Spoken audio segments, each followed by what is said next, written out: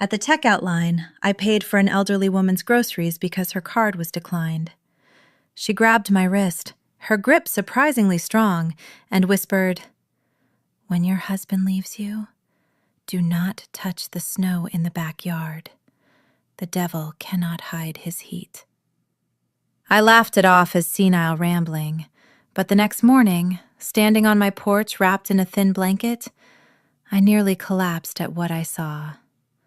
A perfect circle of melted earth in the middle of a frozen lawn, steaming in the cold Atlanta air. It looked exactly like a fresh grave. My name is Nia, and at 30 years old, I thought I had built a fortress of a life. I was wrong. Before I tell you about the secret buried in my yard that destroyed my entire family, hit that like button and subscribe if you have ever been betrayed by the people who were supposed to protect you. The nightmare started 3 days before the snow fell. I came home early from the data analytics firm I helped build. The penthouse was quiet, too quiet. I walked into the living room and froze. My husband, Preston, was sitting on our white Italian leather sofa. My younger sister, Keisha, was curled up next to him, her feet resting comfortably in his lap. They were drinking a bottle of vintage Chablis I had been saving for our 5th anniversary. They did not jump up. They did not scramble to cover themselves. They did not even look guilty. Preston just looked at me with his icy blue eyes, took a slow sip of wine, and slid a thick manila envelope across the marble coffee table. It slid across the surface with a hiss and stopped right at my feet. I looked from the envelope to my sister.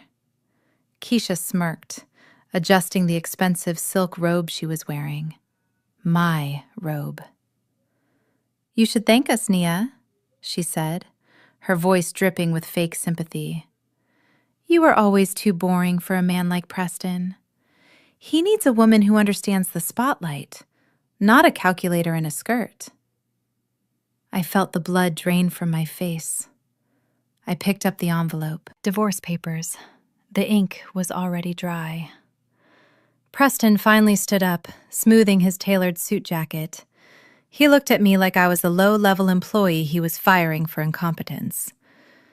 "It is nothing personal, Nia," he said calmly. "You are safe. You are practical. But Keisha is a star. I need a partner who shines, and quite frankly, you have become invisible. Sign the papers by tomorrow. You get to keep your car. We are keeping the house." I stood there, clutching my briefcase until my knuckles turned white. My own sister was drinking my wine in my house, stealing my husband, and calling me boring. I did not scream. I did not throw the wine glass at the wall. I am a data analyst. I process information. And the information right in front of me said that my life was being deleted. But as I looked at Keisha's triumphant smile, I realized they had made a fatal calculation. They thought they were stealing a house. They did not know they were stealing a crime scene. The next morning, I drove to the headquarters of Apex Analytics with my heart hammering against my ribs. I had spent 5 years building this company, from a basement startup into a premier data firm in Atlanta. It was my sanctuary. Or so I thought. I walked up to the glass turnstiles and swiped my security badge. A harsh buzz sounded. The light flashed red. Access denied. I frowned and swiped again. Denied. I looked at the receptionist, a young girl named Sarah I had personally hired and mentored. "Sarah, my badge is malfunctioning," I said, forcing a smile. She did not look up. Her eyes were glued to her monitor, her shoulders hunched. I slammed my hand on the desk. "Sarah, look at me!" Before she could answer, the double doors to the executive suite burst open. Preston walked out. He was not wearing the casual clothes he usually wore to his consulting gig. He was wearing a three-piece suit that screamed power. Flanking him were two armed security guards I did not recognize. I stepped forward. Preston, stop playing games. Why is my badge locked out? He stopped 5 feet away from me, checking his watch like I was a minor inconvenience in his schedule. You do not work here anymore, Nia. The board convened an emergency meeting at midnight. Due to your unstable mental state regarding the divorce, they voted to trigger the morality clause in your contract. Your shares have been bought out at par value. Hostile takeover complete. I gasped. That is illegal. You bribed them. You used the joint account funds we froze. He shrugged. I did what was necessary to save the company image. Speaking of image, meet our new director of brand aesthetics. From behind his shoulder, Keisha popped out. She was holding her phone up, the recording light blinking red. Hey guys, she chirped to her live stream audience. You are watching history. We are clearing out the negative energy today. Look at her, so desperate. She shoved the camera in my face. Smile, Nia. You are trending. I reached for her phone, but the guards grabbed me. One of them twisted my arm behind my back so hard I felt my shoulder pop. Jerry, the head of security who had known me for years, stood by the elevator, looking at the floor. Jerry, help me! I screamed. He did not move. Preston nodded to the guards.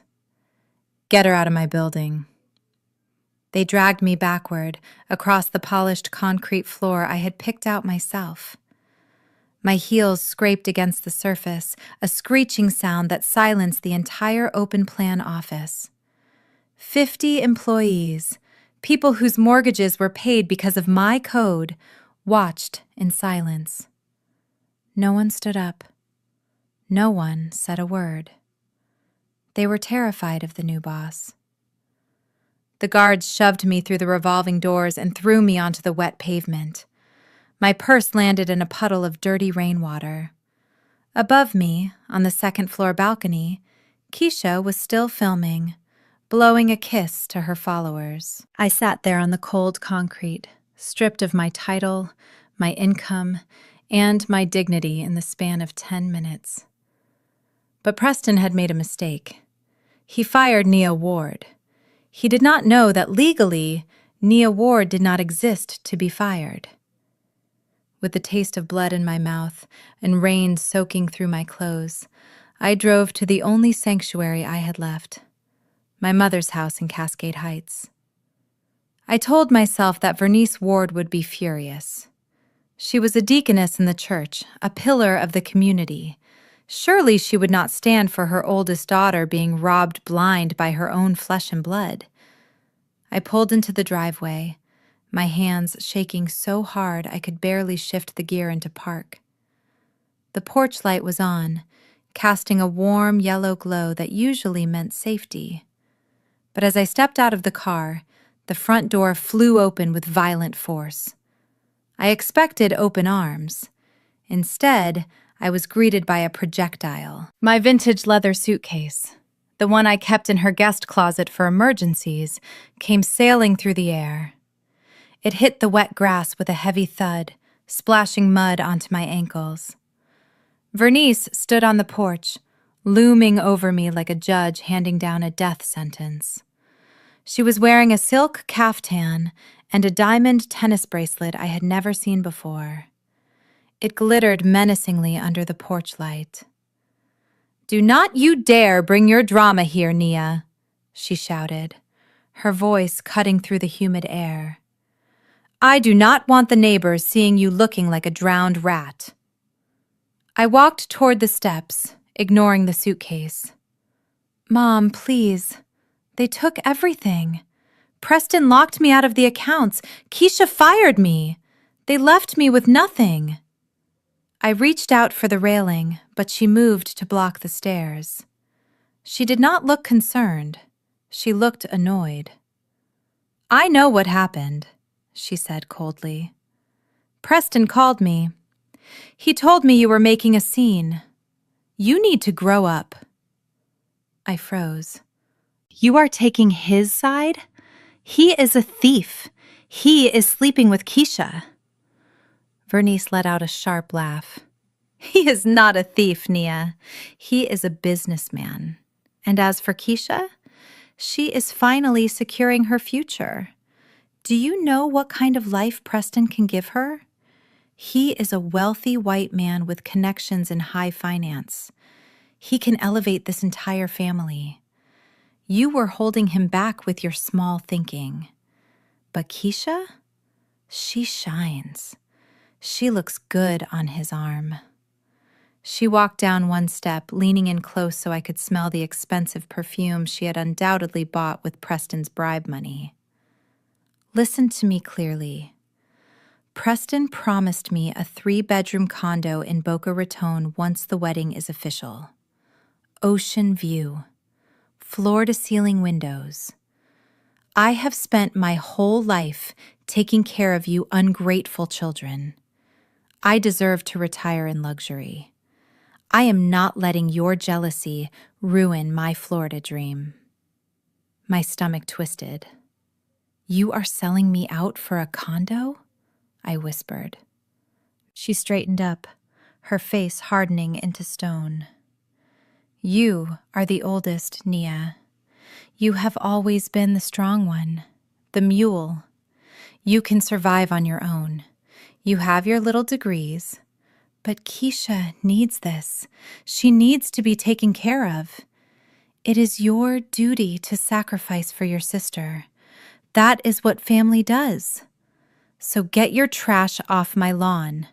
Go find a cheap motel and do not come back until you are ready to apologize to the bride and groom.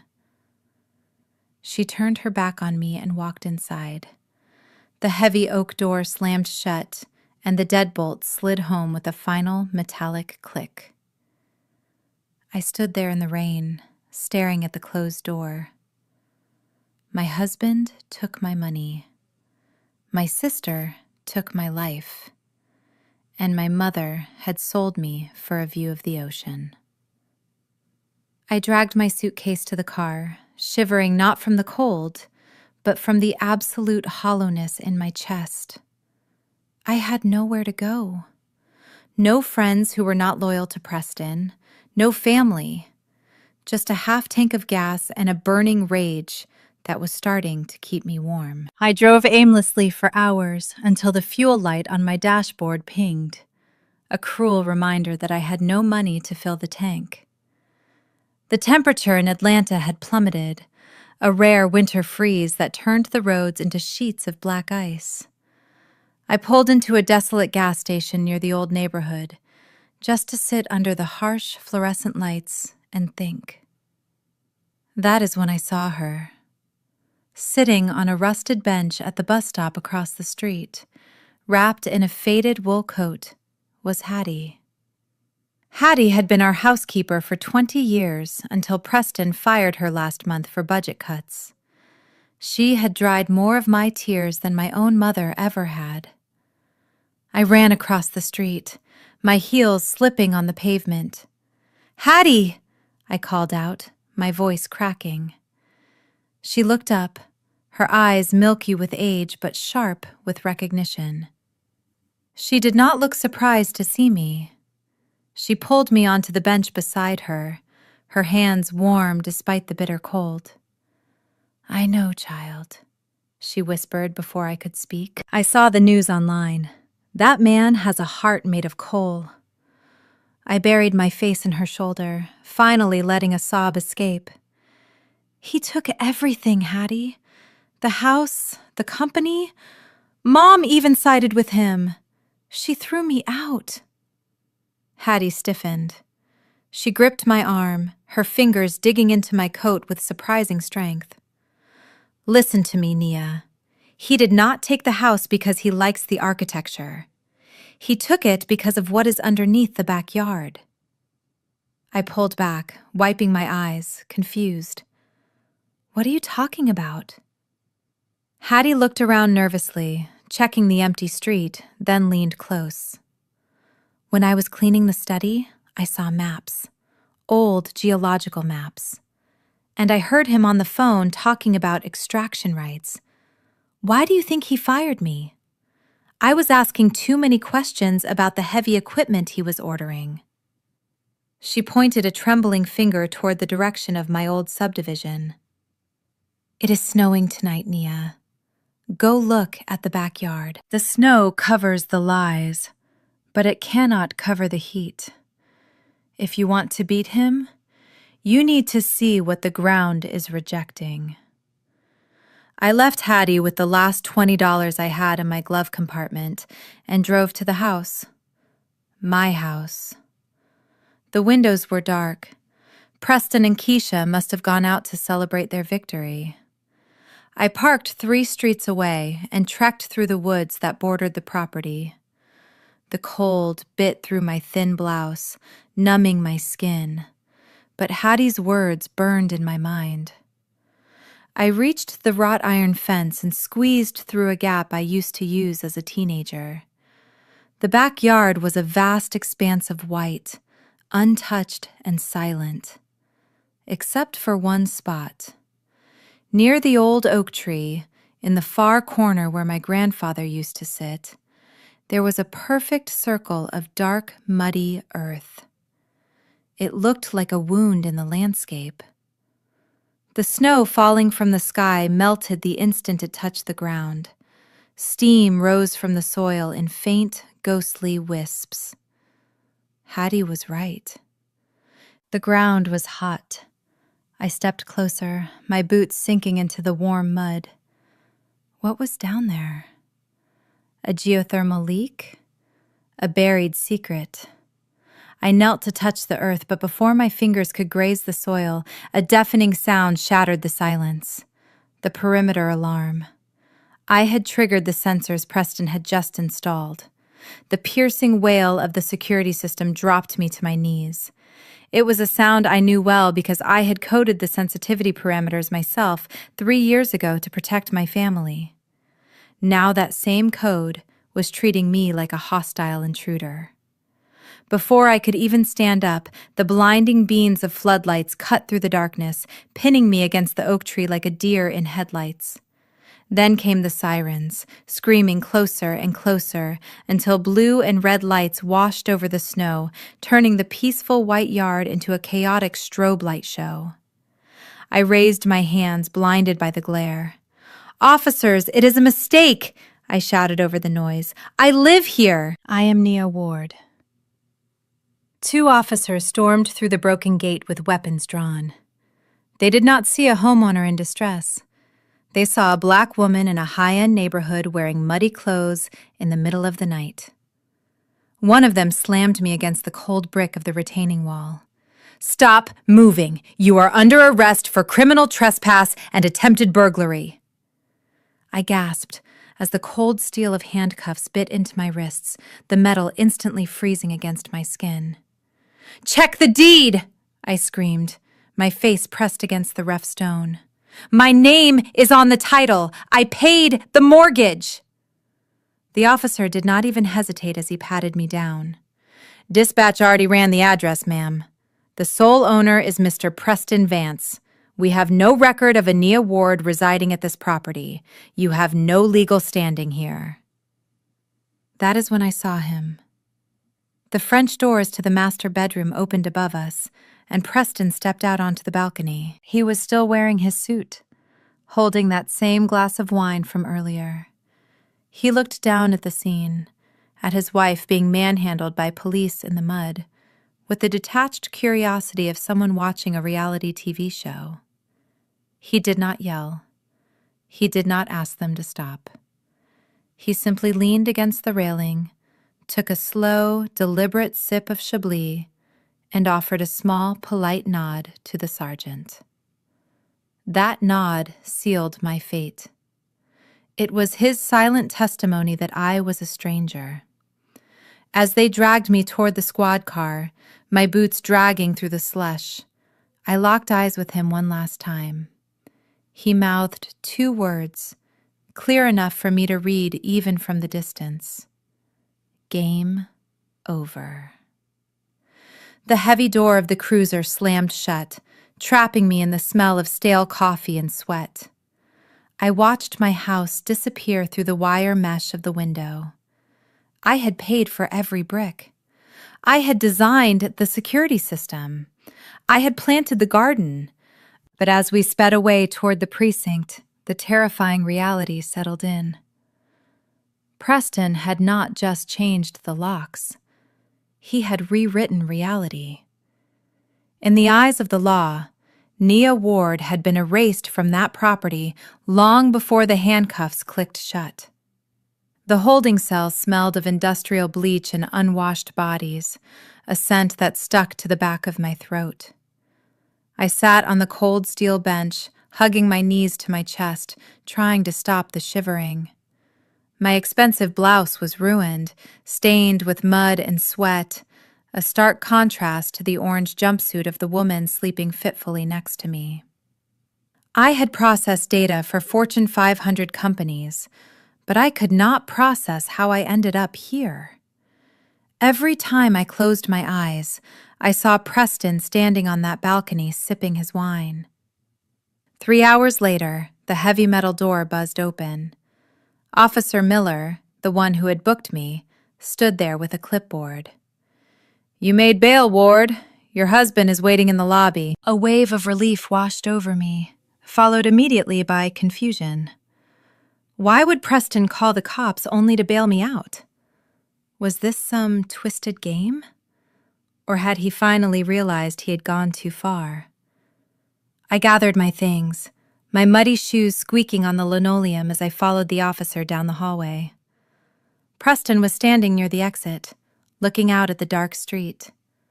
He looked immaculate in his charcoal suit, not a hair out of place, completely unaffected by the chaos he had caused. When I approached him, I expected an apology, or at least a smug comment about teaching me a lesson. I did not expect the look of absolute emptiness in his eyes. He did not hand me a coat. He did not offer me a ride. He simply held out a document for me to see. It was the bail receipt. "You are free to go, Nia," he said, his voice smooth and terrifyingly calm. "But do not go back to the house. I have already filed for a restraining order." I stared at him, my hands trembling. "You cannot do this! I own half that property. We are married." Preston stepped closer, invading my personal space until I could smell the expensive Chablis on his breath. He lowered his voice to a whisper so the desk sergeant could not hear. "That is the funny part, Nia. I had my lawyers run a deep background check on you before I filed the papers. We found something interesting in the federal archives, or rather, we found nothing." He smiled, a cold, predatory baring of teeth. "You keep saying you own things. You keep saying you have rights. But according to the United States government, Nia Ward does not exist. You are a ghost. And ghosts do not own property. Ghosts do not have marital rights." He turned and walked through the automatic doors. I ran after him, the freezing night air hitting me like a physical blow. "Preston, what are you talking about?" He ignored me, sliding into the driver's seat of his Tesla, the car I had paid off last month. He rolled down the window just an inch. "Good luck out there, Nia. Try not to freeze." The electric engine whirred to life, and he sped away, his taillights disappearing into the Atlanta fog. I stood on the curb at 3 a.m. with no coat, no wallet, and a dead phone, wondering what he meant. I was shivering violently, but his words chilled me more than the wind. I did not know it then, but Preston had just given me the first clue to the mystery of my own life. I started walking toward the only place that would take a woman with nothing, the homeless shelter on Pine Street. The Pine Street shelter was a crumbling brick building that smelled of despair and stale cigarette smoke. It was a place I had driven past 1,000 times in my luxury sedan, never once imagining I would be standing in line for a cot. I pulled my collar up to hide my face, but in this place, nobody cared about my shame. They only cared about survival. I reached the front of the line, where a woman named Miss Clara sat behind a bulletproof glass partition. She was a formidable figure with silver dreadlocks and eyes that looked like they could see right through your soul. She did not look up as she tapped a pen on the desk. "Name," she barked. I cleared my throat, my voice trembling. "Nia Ward?"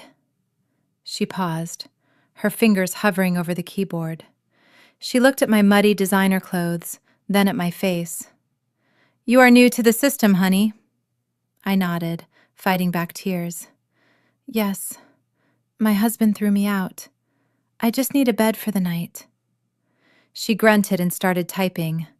The rhythmic clicking of the keys was the only sound in the small intake office. I watched the screen, waiting for the standard registration form to appear. Instead, a harsh, discordant beep echoed through the room. The screen did not just flash, it turned a solid, angry crimson. Miss Clara stopped typing immediately. Her entire demeanor changed. The boredom vanished, replaced by a razor-sharp predator's alertness. She did not ask me to repeat my name. She did not ask for my ID. Instead, her hand moved slowly under the desk. A loud magnetic clack signaled that the heavy steel door behind me had just been remotely locked. I spun around, panic rising in my throat. "What is going on? Let me out!" When I turned back, Miss Clara was standing up. In her hand was not a pen, but a high-voltage taser, sparking with a menacing blue light. "Sit down," she commanded, her voice low and dangerous. I backed away until my back hit the locked door, holding my hands up. "Please, I have not done anything. I just need help." She kept the weapon trained on my chest, moving around the desk to block my only exit. "Who sent you? Was it the feds? Or are you just some sick con artist playing games with a dead girl's memory?" I stared at her, confused and terrified. "I do not understand." "I am Nia Ward. I was born in Atlanta. I have a social security number. I have a life." Miss Clara laughed, a dry, humorless sound that chilled me to the bone. She reached over and spun the monitor around so I could see it. There was my name, Nia Ward. But underneath it, in bold block letters, was a status that made my blood run cold. Deceased. Date of death, May 14th, 1998. Cause of death, drowning. Miss Clara leaned in close, the taser humming in the silence between us. "Honey, according to the United States government, Nia Ward has been rotting in a grave for 26 years. You are not supposed to exist. So you have exactly 10 seconds to tell me who you really are before I call the marshals and have you thrown in a hole so deep you will never see the sun again." My eyes locked onto the pixelated document on the screen. It was a scanned copy of a standard death certificate from Fulton County. The name was mine, the birth date was mine, but the date of death was 26 years ago. Cause of death was listed as accidental drowning in the Chattahoochee River. I felt the room spin. I was 4 years old in 1998. I remembered that summer. I remembered playing in the sprinkler, not drowning in a river. Miss Clara saw the color drain from my face. She saw the genuine, absolute horror that no con artist could fake. Slowly, the blue spark of the taser died down. She lowered her arm but kept her eyes on me. "You really do not know, do you?" She typed a few more commands, opening a financial sub-window. Look right here. Life insurance payout. $500,000. Paid to beneficiaries Vernice and Thomas Ward. The air left my lungs. My parents. My church-going, respectable parents. The memories hit me like a physical blow, a cascade of red flags I had ignored my entire life. I remembered wanting to go to Paris for my senior trip with the French club. Mom screamed at me, forbidding me to get a passport, claiming international travel was dangerous. I remembered when I turned 16 and wanted a driver's license.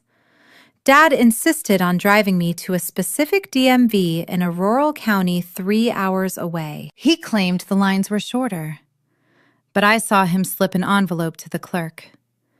They had been managing my existence off the books for 3 decades. My Social Security card, my birth certificate, even the marriage license I signed with Preston. They were all high-quality forgeries or obtained through bribery and loopholes. To the world, I was Nia Ward, but to the federal government, I was a closed file.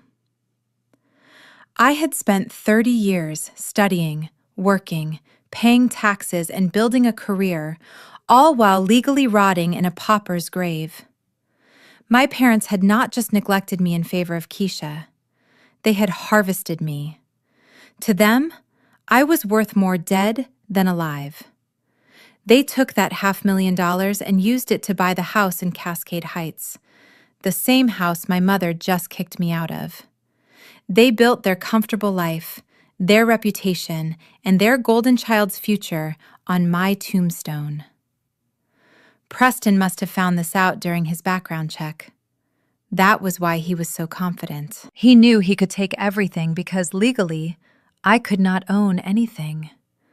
I could not sue him. I could not even report him. I looked up at Miss Clara. Tears were streaming down my face, but behind the tears, a cold, hard logic was forming. Preston said I was a ghost. He thought that made me weak. He thought that meant I was powerless. But as I looked at that death certificate, I realized something else. Ghosts are dangerous for one specific reason. They operate outside the law, and they haunt the living until justice is served. The mirror in the communal bathroom was held together by duct tape and grim determination.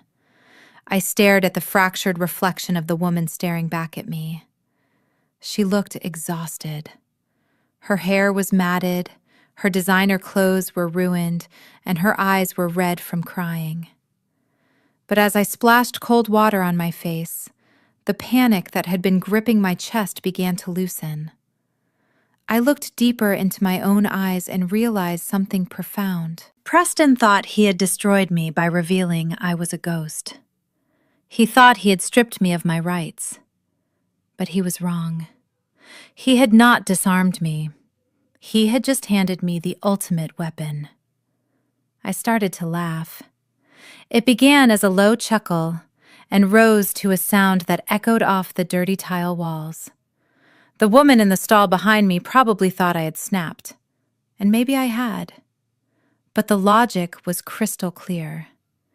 If I am dead, I cannot break the law. A dead woman cannot violate a restraining order. A dead woman cannot be sued for defamation.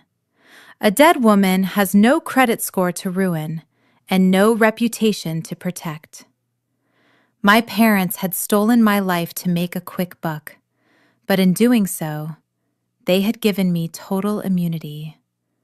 I was invisible, and there is nothing more dangerous than an enemy you cannot see.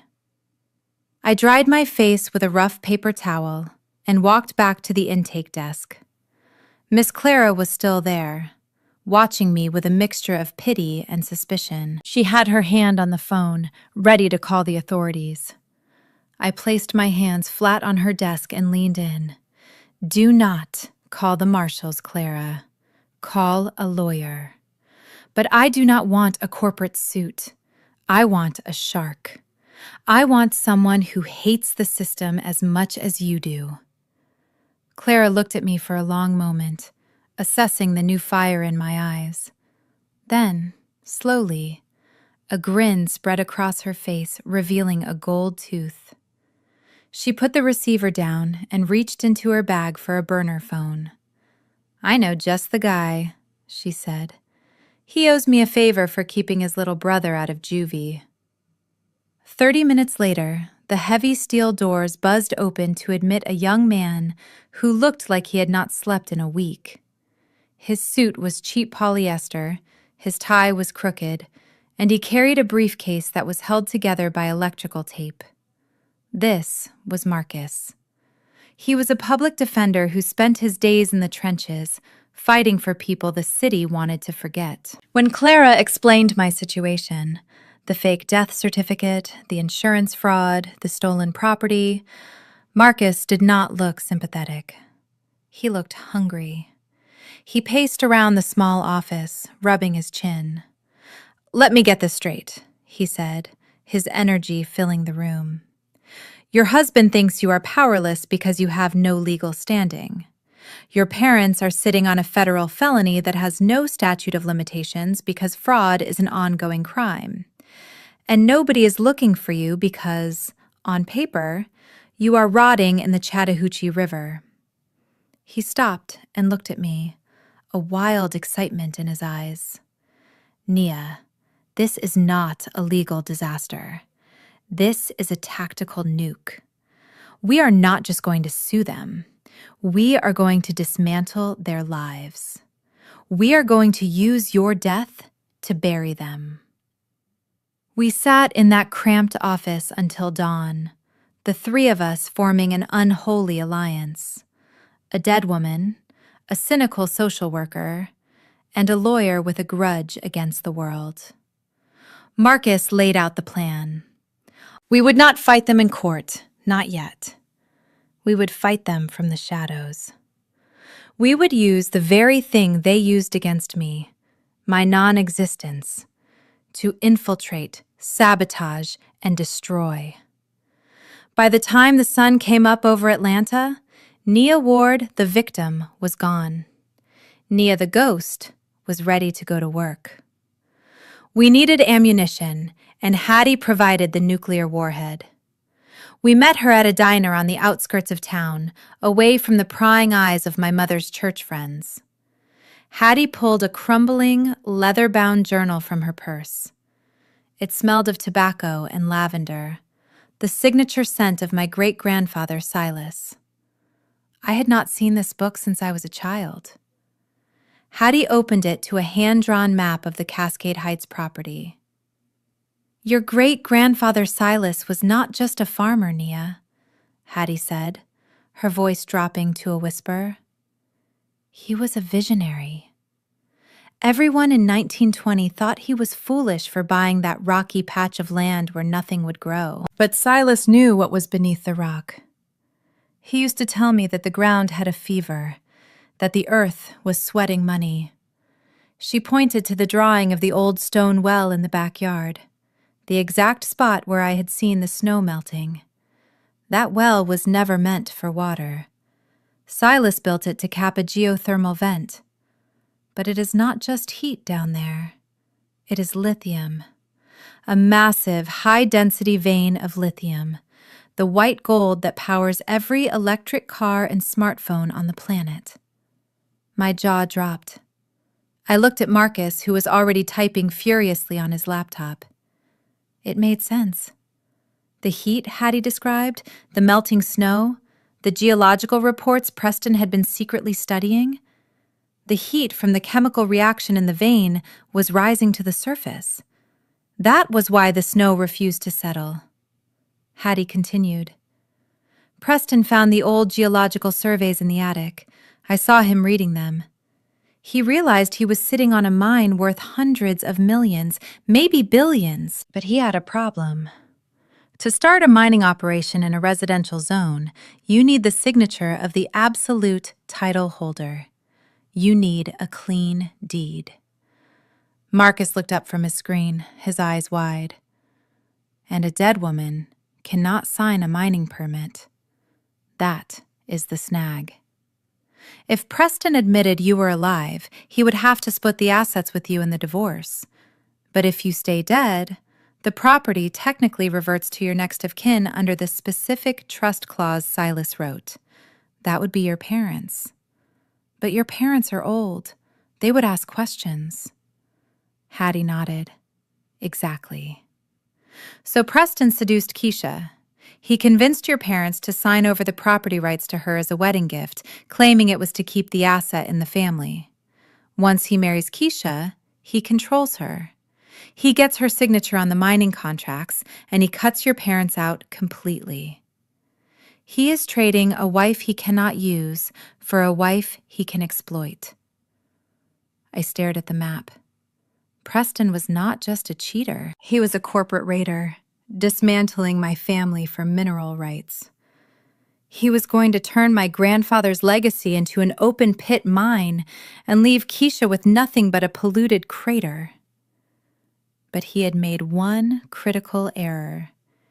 He based his entire billion-dollar scheme on the assumption that the ghost of Nia Ward would stay quiet.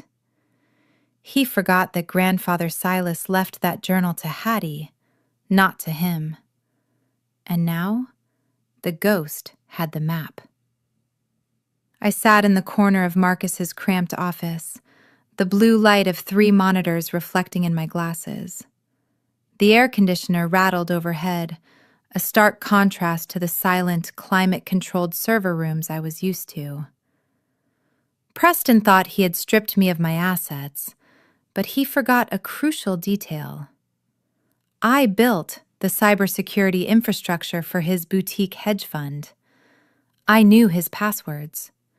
I knew the name of his first pet. And most importantly, I knew that he never changed the admin backdoor I created for emergency maintenance years ago. My fingers flew across the sticky keyboard, executing a script that bypassed his 2-factor authentication in seconds. A green prompt flashed on the screen. Access granted. Marcus leaned over my shoulder, chewing on the end of a pen. "What are we looking for?" he asked. "Evidence of fraud, hidden accounts, anything we can use," I replied, navigating through the labyrinth of his digital files. I opened his private ledger, hidden deep within a folder innocuously named Old Tax Documents. I expected to see millions stashed away in the Caymans. Instead, the numbers on the screen were a sea of red. Preston Vance, the man who drove a Tesla and drank vintage Chablis, was hemorrhaging cash. His credit cards were maxed out. His country club membership was suspended for non-payment. The lease on his luxury SUV was 3 months behind. But it was not just bad investments. It was something far darker. I pulled up a thread of threatening emails from an encrypted sender known only as the Syndicate. The subject lines were terrifyingly simple. Payment overdue. Final warning. Asset liquidation. I opened the latest one, sent just 2 hours ago. Mr. Vance, your grace period expires in exactly 7 days. If the remaining balance of $5 million is not transferred to the offshore account by midnight next Sunday, we will not seize your assets. We will collect the debt in flesh. Attached to the email was a surveillance photo of Preston walking out of his gym, a red target circle photoshopped onto his chest. Marcus let out a low whistle. $5 million. He is not just broke, Nia. He is a dead man walking. Everything suddenly clicked into place. The rush to divorce me, the frantic speed of the wedding to Keisha, the desperation to get the land title signed over.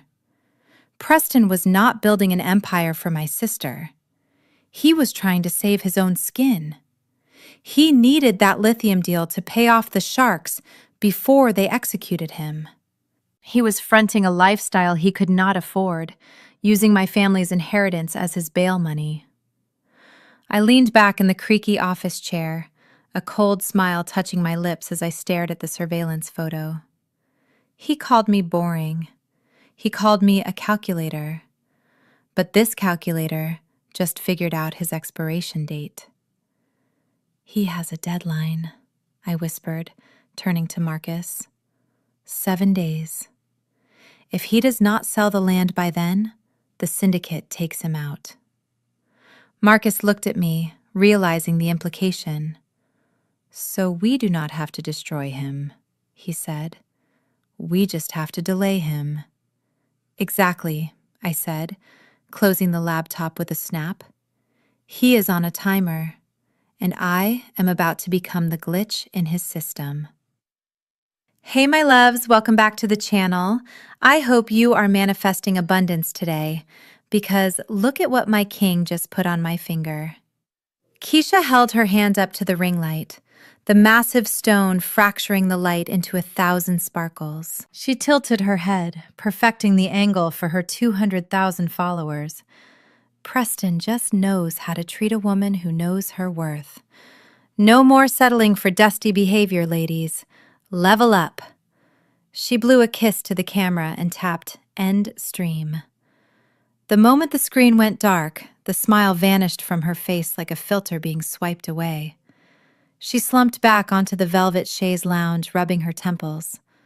The performance was exhausting, but the reality was about to get much worse.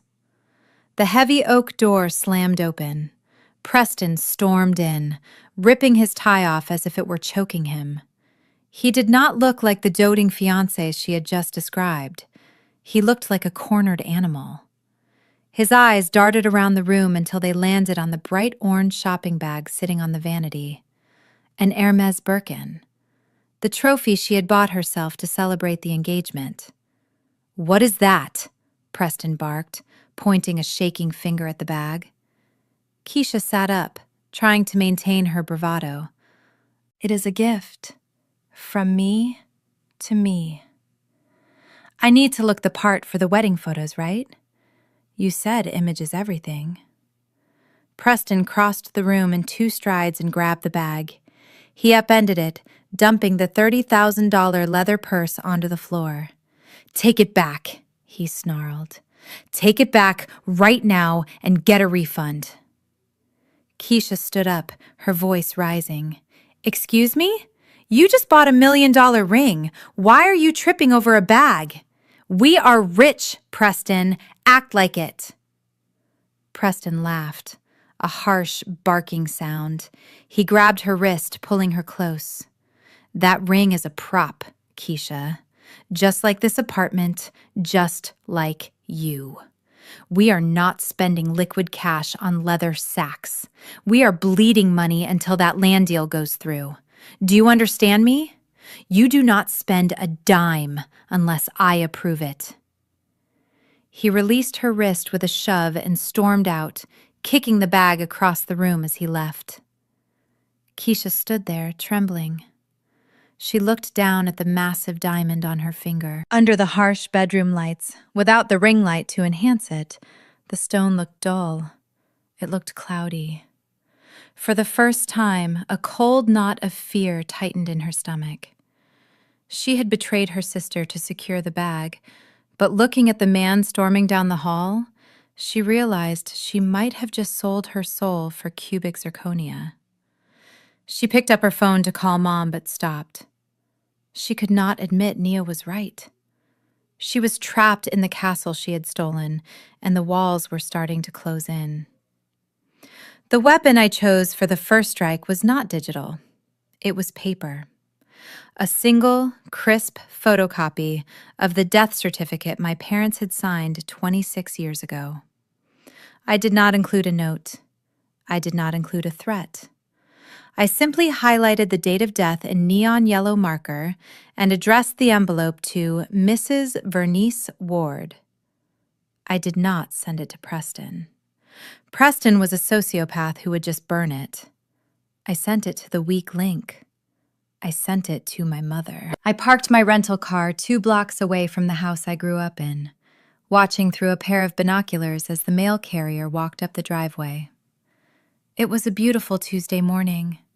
The birds were singing, the lawn was manicured, and Vernice Ward was sitting on her porch swinging chair, drinking herbal tea and reading a Bible study guide. She looked the picture of pious tranquility. Then the mailman handed her the stack of envelopes. She smiled at him, the same fake sweet smile she used on the church deacons. I watched her flip through the bills and junk mail until she reached the plain white envelope with no return address. She used a silver letter opener to slit the top. She pulled out the document. Even from this distance, I saw her body go rigid. The teacup slipped from her hand and shattered on the porch, spilling hot liquid over her slippers, but she did not even flinch. She just stared at the paper, her chest heaving. The ghost of her past had just walked onto her porch and sat down next to her. She scrambled for her phone, her fingers fumbling over the screen. I did not need to hack her line to know who she was calling. I could see her mouth moving frantically, her eyes darting around the yard as if she expected the police to jump out of the bushes. On the other end of the line, Preston was likely in a meeting, but he picked up. I imagined the conversation perfectly. Vernice was hysterical. "She sent it, Preston. She knows. She sent the certificate. She is going to turn us in. We are going to prison." I could practically hear Preston's voice, smooth and condescending, trying to talk her off the ledge. "Calm down, Vernice," he would say. "Think about it. She cannot go to the police. If she walks into a precinct and shows them that paper, she admits to using a fake identity for 30 years. She would be arresting herself. She is bluffing.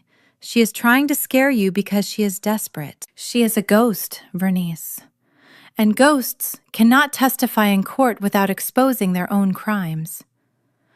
I lowered the binoculars, a cold satisfaction settling in my chest.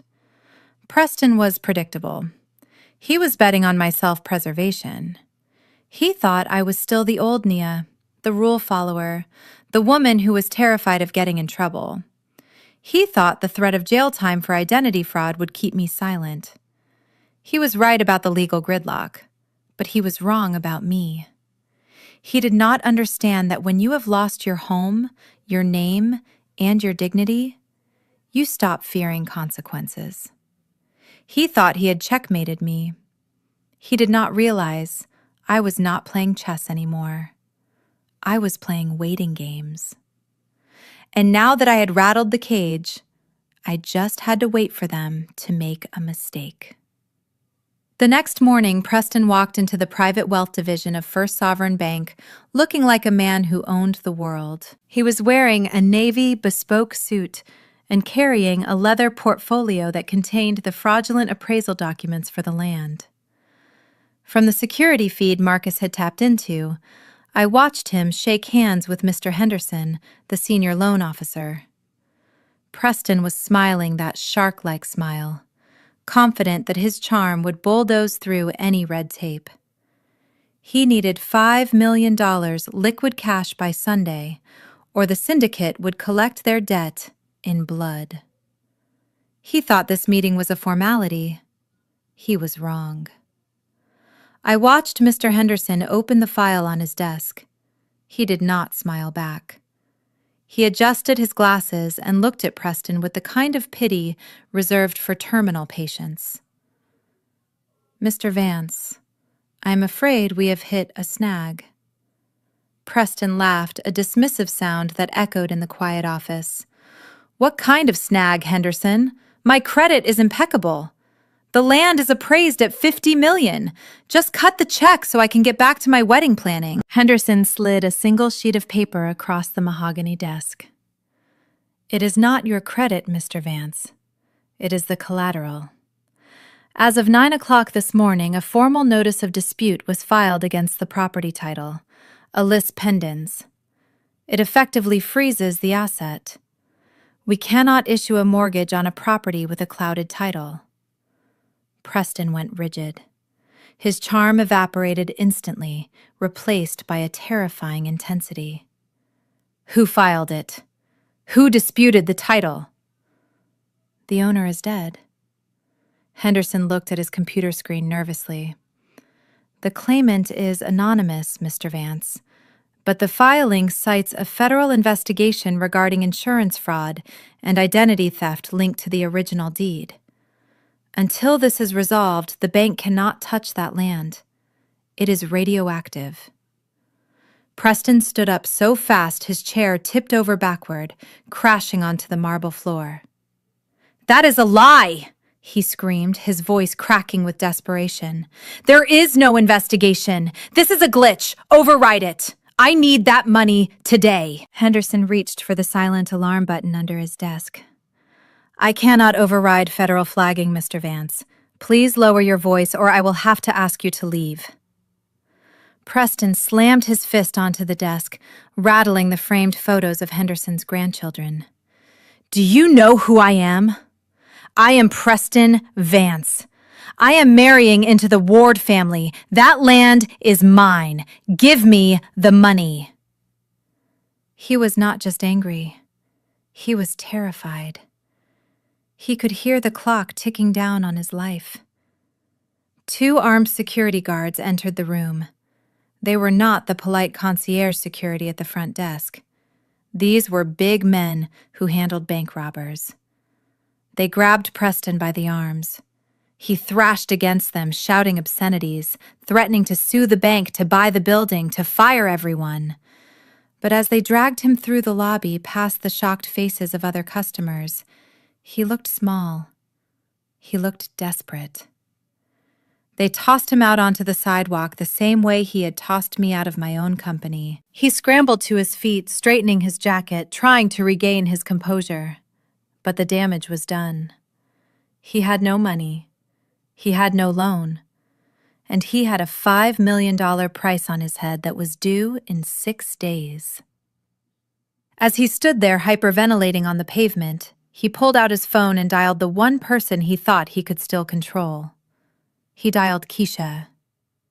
But he did not know that I was already on my way to intercept her, too. The ghost was closing in. I tracked the GPS signal of the burner phone Preston had given her.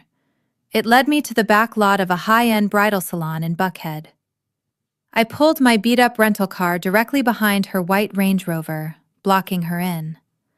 She looked in the rearview mirror, her eyes widening in annoyance rather than fear. She slammed the door open and stepped out, still wearing a silk sash that said bride-to-be. "Get out of my way, Nia," she hissed, checking her nails. "I do not have time for your homeless sob story. I have a tasting in 20 minutes. I did not move. I walked right up to her, invading her personal space. "He does not have the money, Keisha," I said, keeping my voice low and steady. "I hacked his accounts. He owes $5 million to a cartel. If he does not sell the land by Sunday, they are going to kill him. And if you marry him, you inherit that debt. He is not making you a wife. He is making you a human shield." Keisha paused. For a second, I thought I saw a flicker of doubt. But then the entitlement washed it away. She laughed, a cruel, high-pitched sound. "You are pathetic," she spat. "You will say anything to ruin my moment, will you not? You cannot stand that he chose me. You cannot stand that I am the one getting the castle and the crown while you are sleeping in a shelter." I reached out to grab her arm, to shake some sense into her. "He is going to destroy you." Smack. The sound echoed across the empty asphalt. Her hand connected with my cheek, sharp and stinging. I tasted blood. She leaned in, her face twisted in an ugly sneer. "Wake up, Nia. Nobody cares about the truth. They care about the winner. And I am going to be a queen. Now move your trash car before I call the police and tell them a crazy woman is attacking me."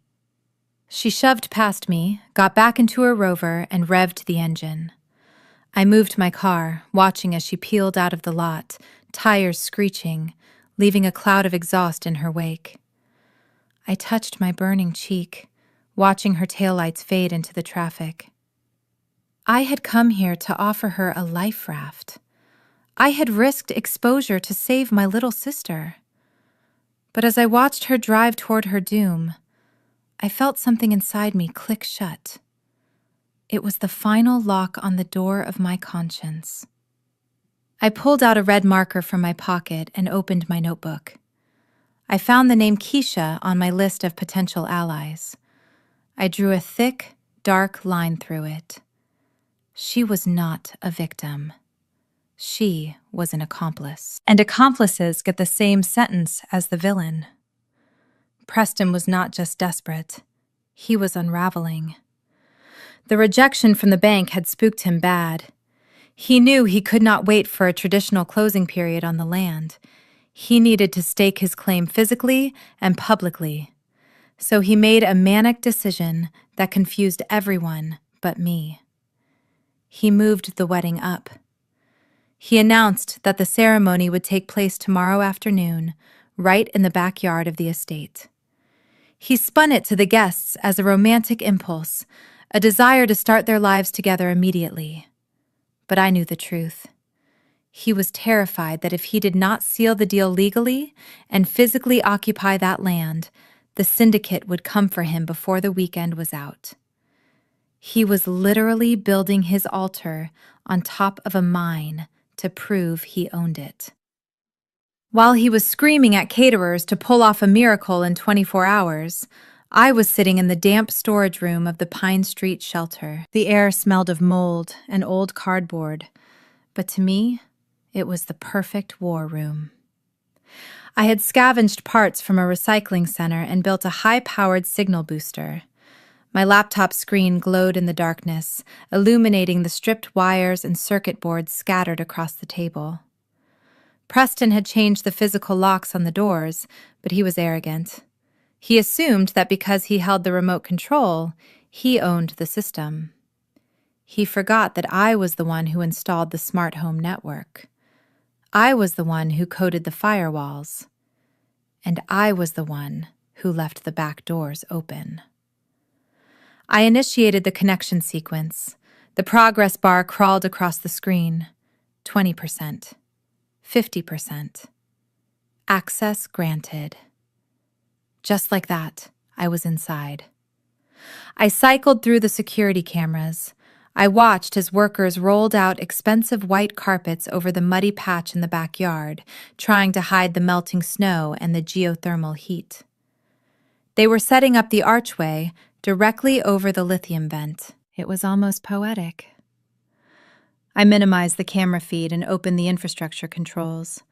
One by one, the systems bowed to their true master: lighting, sound, climate control. And then I found what I was looking for: the irrigation system. I studied the schematics. The estate had a dual line system, one for fresh water and one for gray water runoff from the septic tank, intended for deep root fertilization in the far woods. I began typing command lines, rerouting the valve logic. I programmed the system to bypass the fresh water completely and draw solely from the septic reserve. I targeted the sprinkler heads lining the aisle in the main altar. I set the timer to synchronize with the vows. I did not want a drizzle. I wanted a deluge. I watched Keisha on the screen practicing her walk down the aisle. She was shouting at a florist, her face twisted in anger.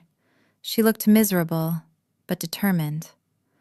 I felt a ghost of the sisterly love I used to have, but I crushed it instantly. They wanted a wedding that people would remember forever. I typed the final execute command and pressed enter. The code locked in. The trap was armed. I closed my laptop and lay back on the cot in the darkness, listening to the shelter settle for the night. Tomorrow, Preston wanted to make a splash. I was going to make sure he drowned in it. I met Mr. Sterling in a dimly lit cafe on the outskirts of the city, far away from the prying eyes of the financial district. I looked out of place in my worn clothes and tired eyes, sitting across from a man in a $3,000 suit. But I had something that made my appearance irrelevant. I placed a rugged hard drive on the table between us. Inside that drive was a spectral analysis of the soil from my backyard, the geological data that Preston had killed to keep secret, and the undeniable proof that my family's land was sitting on one of the largest lithium deposits in Georgia. Sterling was a representative for a global energy consortium, the kind of company that did not ask questions about family drama, but cared deeply about raw materials. He plugged the drive into his tablet, his face impassive as the data streamed across his screen. I watched his eyes scan the density charts. He tried to hide it, but I saw the slight twitch in his jaw. He knew exactly what he was looking at. This was not just dirt. This was the future of the battery industry. He leaned back and took a sip of his black coffee. "The data is impressive, Ms. Ward. Or should I say, the late Ms. Ward." He smirked slightly, acknowledging the absurdity of my legal status. "Our geologists have suspected this vein existed for years, but we never had the core samples to prove it. You have just handed us the keys to the kingdom. We are prepared to make an offer." He slid a piece of paper across the table. The number written on it made my breath catch in my throat. $50 million. It was enough money to buy my life back 10 times over. It was enough to bury Preston and my mother in legal fees for the rest of their miserable lives. But I did not reach for the paper. I sat on my hands, keeping my face neutral. "I accept," I said, my voice steady. "But there is a condition. You do not buy it from me. You buy it from Preston." Sterling frowned, confused. "Why would you want us to pay the man who stole your life?" "Because," I said, leaning in close, "he cannot close the deal without the original deed, and I know exactly where it is buried." I explained the trap. Sterling listened, his expression shifting from confusion to admiration. He realized that I was not just selling land. I was orchestrating an execution. I needed him to send the official offer to Preston tonight, right in the middle of his wedding rehearsal.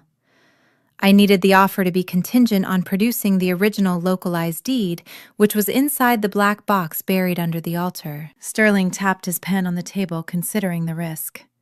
Then he smiled a shark-like grin that matched my own. "We want the lithium, Nia.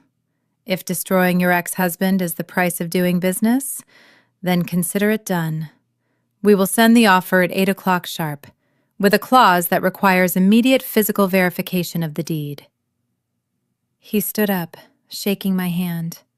It was the first time in weeks that someone had touched me with respect instead of contempt. As he walked away, I looked at the contract on the table. Preston wanted to be a rich man. I was about to make him the richest man in the graveyard. I finished my coffee and walked back out into the cold, ready to watch the dominoes fall. Here's the detailed script for Block 18, written specifically for a U.S. audience with a dramatic, engaging tone suitable for AI voiceover. The night before the wedding, Atlanta was quiet. From the rooftop of the Pine Street shelter, the city skyline looked like a distant galaxy, a world of wealth and light that I had been exiled from. I pulled my thin coat tighter against the wind, but for the first time in weeks, I did not feel cold. I felt focused.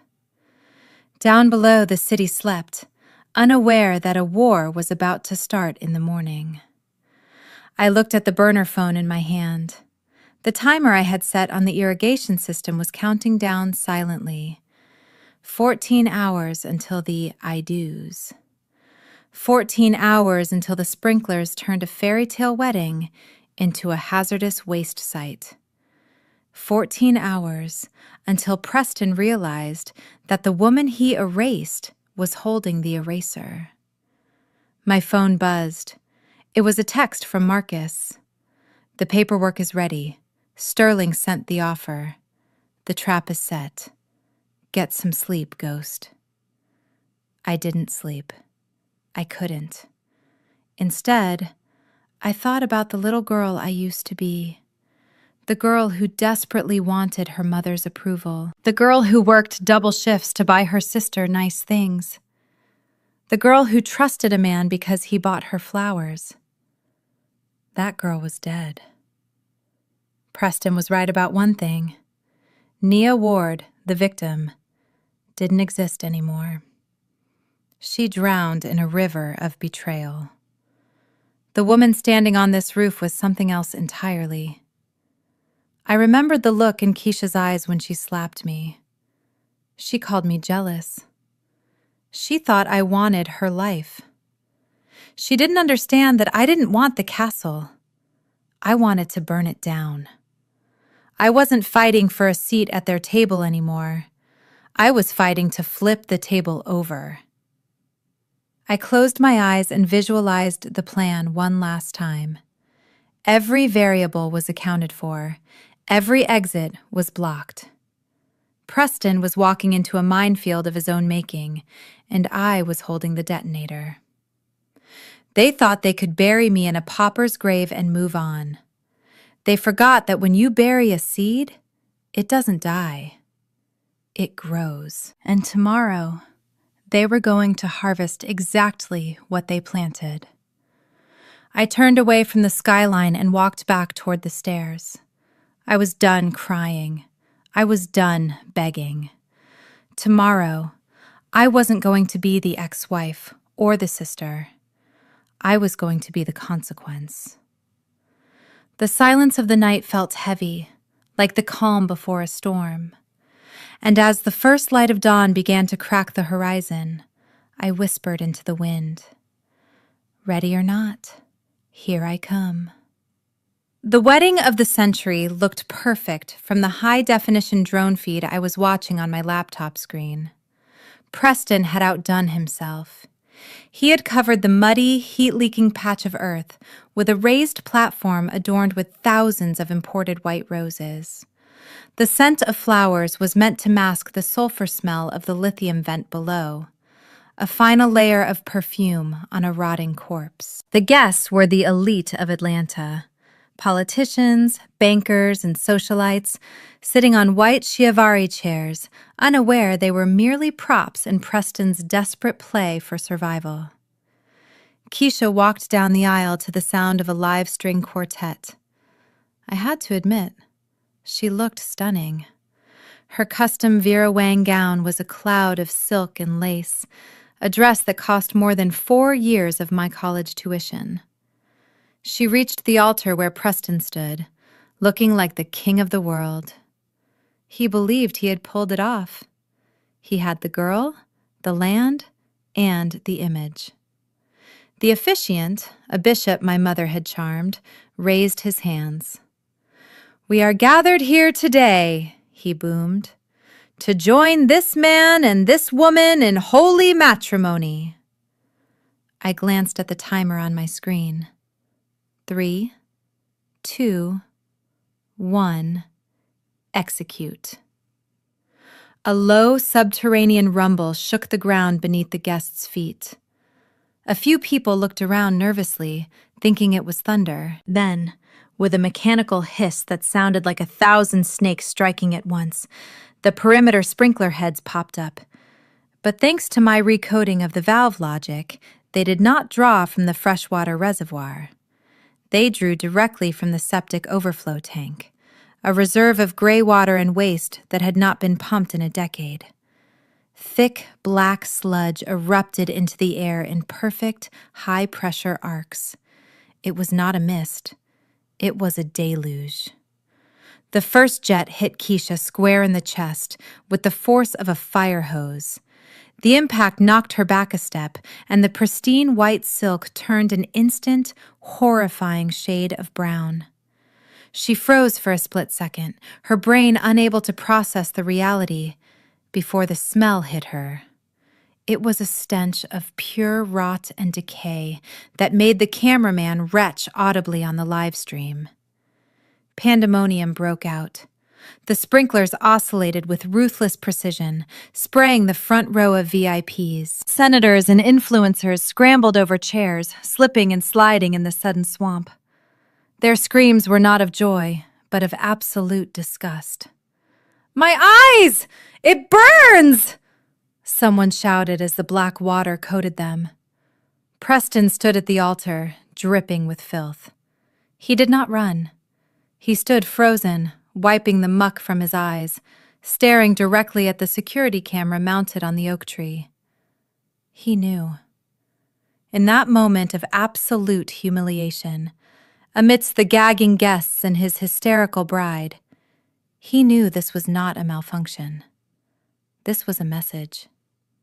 I watched Keisha try to run, but the heavy, soaked dress weighed her down like an anchor.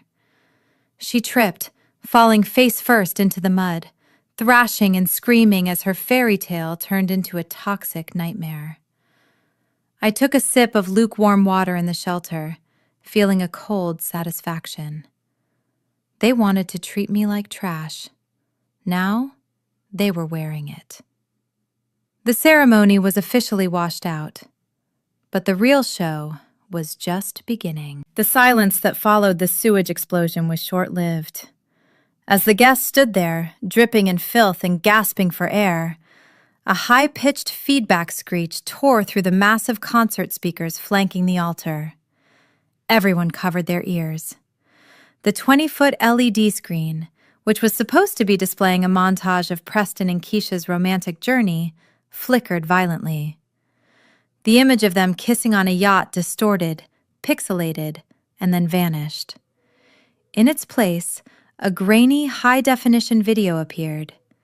It was footage taken from the security camera in Preston's home office, a feed I had archived 3 weeks ago. The audio boomed across the ruined garden, crystal clear. On the screen, Preston was pacing around his study holding a tumbler of scotch, talking on the speakerphone to his broker. "I do not care what the interest rate is," he shouted in the video. "Just bridge the loan until the wedding.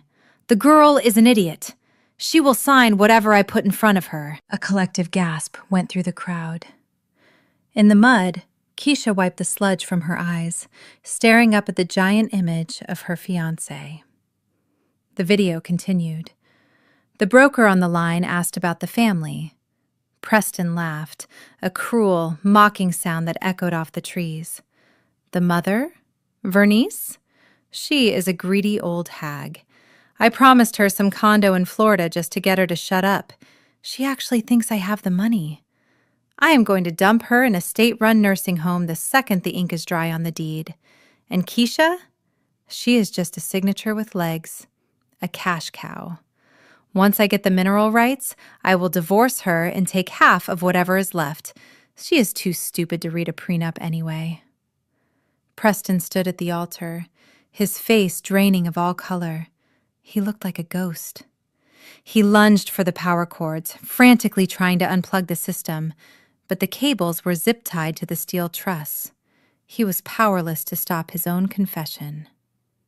Vernice let out a primal scream. It was the sound of a woman realizing she had betrayed her own blood for a lie.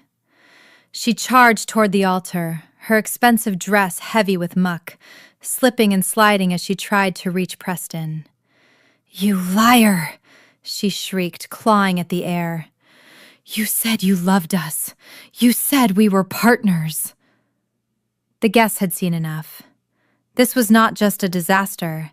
It was a scandal that would destroy careers.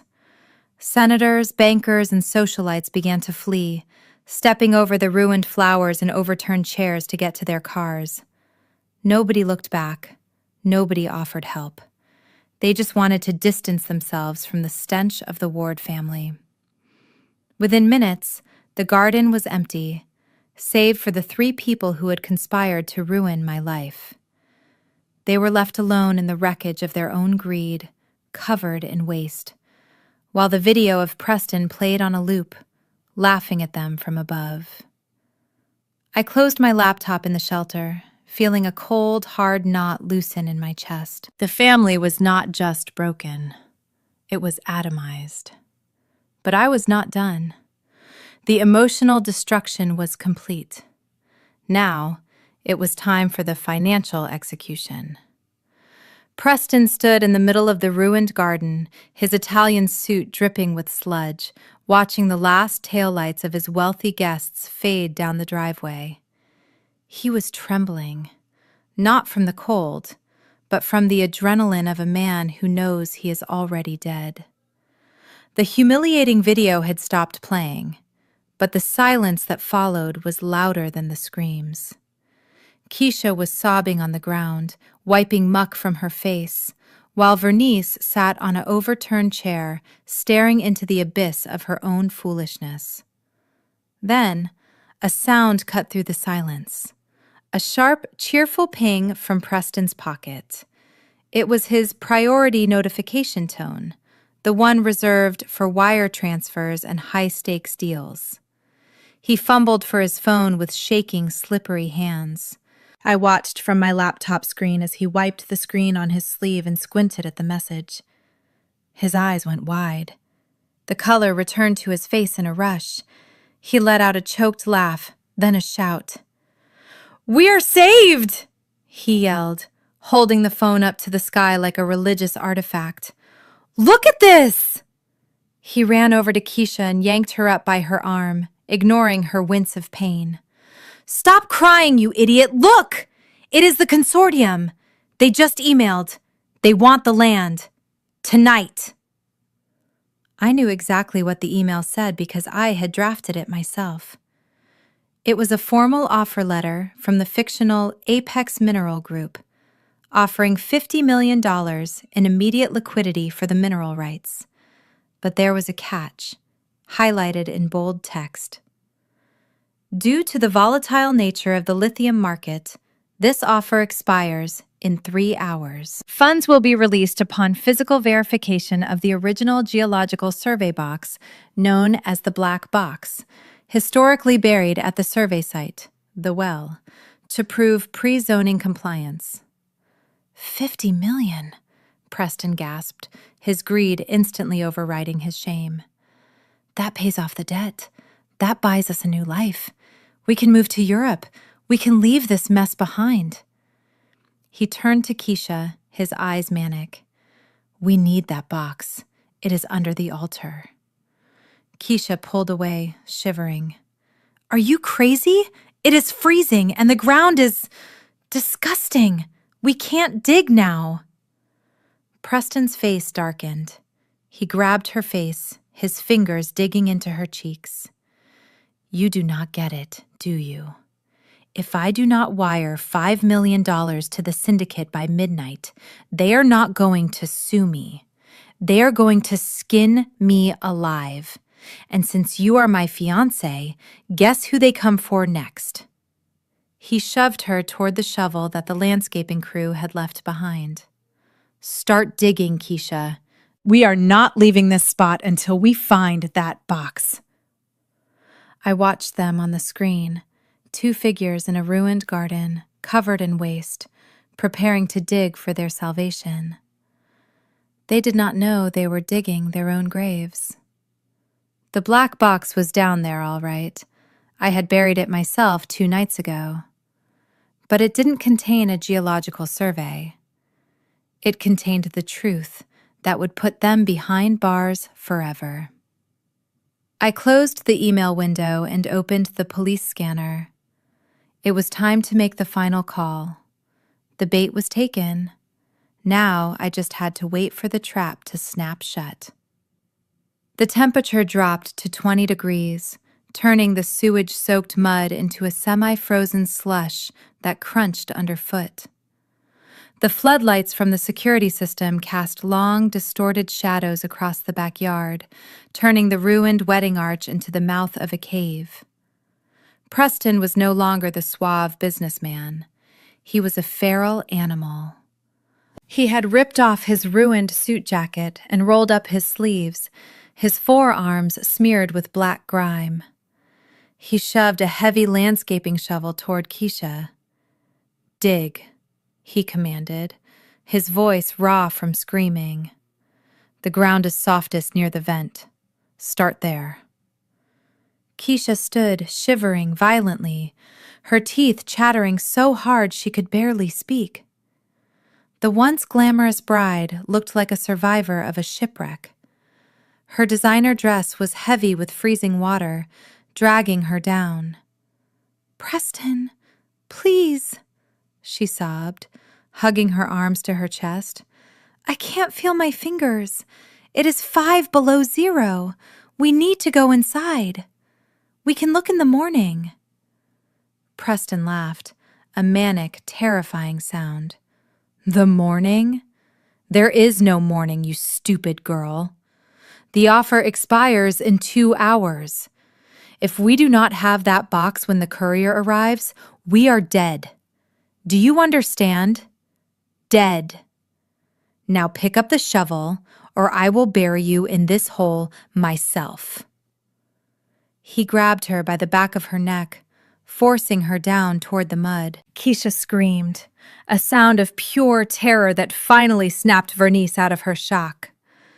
The older woman scrambled up from the overturned chair, slipping on the icy ground. She rushed forward, grabbing Preston's arm. "Stop it!" Vernice shouted, her voice trembling with a mix of cold and maternal outrage. "Let her go, Preston! Have you lost your mind? This is my daughter! We are going inside right now! I am calling the police!" Preston spun around, his eyes bloodshot and wide with adrenaline. He looked at Vernice not as a mother-in-law, but as an obstacle. With a snarl of pure contempt, he shoved her. It was not a gentle push. He put his full weight into it. Vernice flew backward, her arms flailing, and landed hard in a pile of melting snow and sludge. She gasped, the wind knocked out of her, staring up at him in absolute disbelief. The man she had praised, the man she had chosen over her own firstborn, had just assaulted her. "You do not call anyone," Preston spat, looming over her. "You wanted the condo? You wanted the luxury retirement? Then shut up and let me work. I am the only reason this family isn't living in a gutter. I own this house. I own this land. And right now, I own you." He turned back to the steaming patch of earth near the well, grabbed the shovel himself, and drove it into the ground with a grunt of exertion. He began to dig furiously, tossing heavy clumps of wet, black earth over his shoulder. He was digging for his life, fueled by the delusion of $50 million. I watched from the safety of the shelter, feeling a cold detachment. He was tearing up the earth to find his salvation. But all he was doing was digging the evidence pit for the police. The box was down there, waiting like a time bomb. And he was just a few feet away from detonating his own destruction. The sound of the shovel slicing into the wet earth was the only rhythm in the freezing night.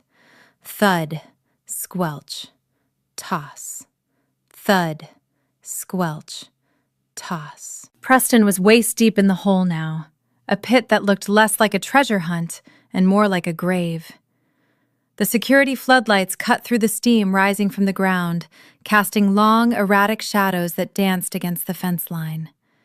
He was panting, his breath coming in white clouds, sweat cutting tracks through the grime on his face. He looked deranged, his eyes wide and unblinking, fixed on the dirt with a terrifying intensity.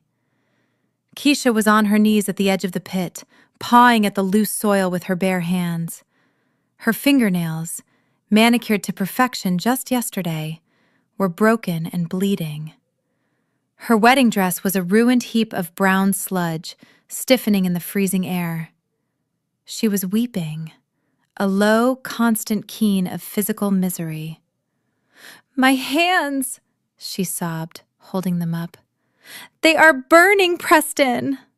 I cannot feel my fingers, please. We have to stop." Preston did not even look up. He swung the shovel with violent force, nearly taking off her hand. "Dig faster!" he roared, his voice cracking. "Do you think the syndicate cares about your manicure? Do you think they care if you are cold? If we do not find that box, you will not have hands left to complain about." He kicked a pile of mud onto her legs. "You wanted the lifestyle, Keisha. You wanted the diamonds. Well, this is how we pay for them. Sweat equity. Now dig." Keisha looked at him, and for the first time, she saw the monster beneath the suit. This was not the man who had whisked her away to Paris. This was a cornered rat, willing to eat its own young to survive.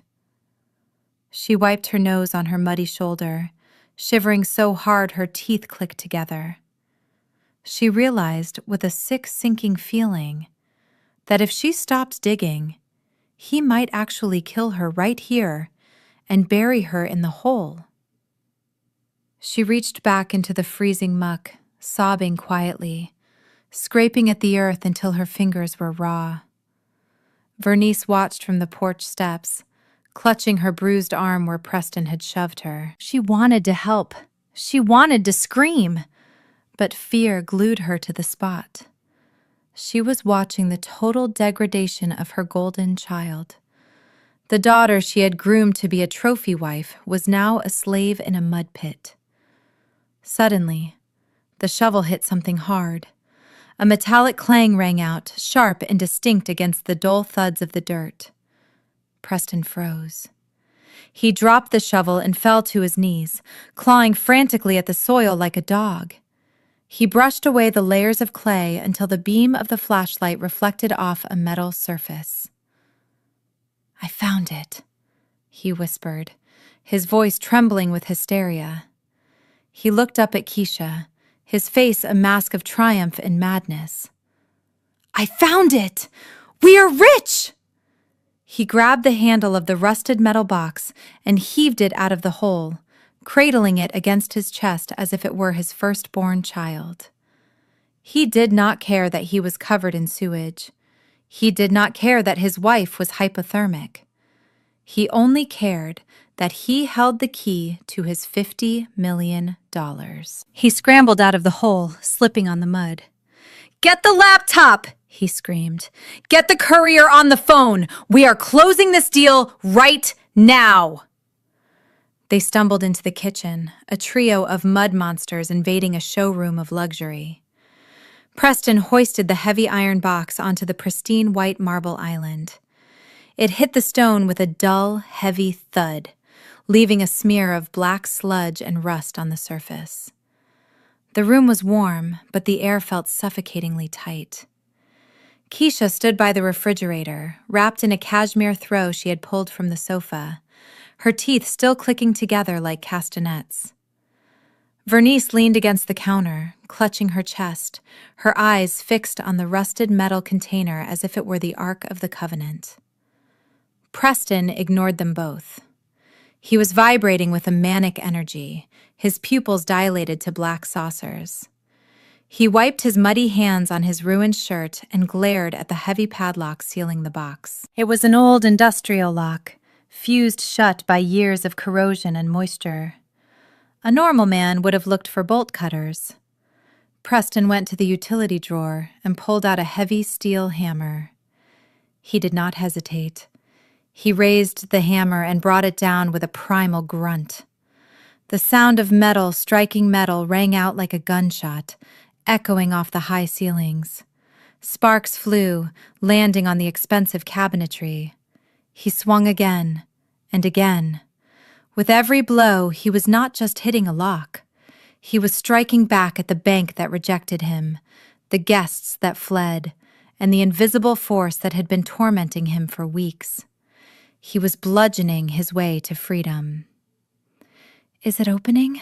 Vernice whispered, stepping closer despite her fear. Preston turned on her, brandishing the hammer. "Back off! This is mine! I dug it up!"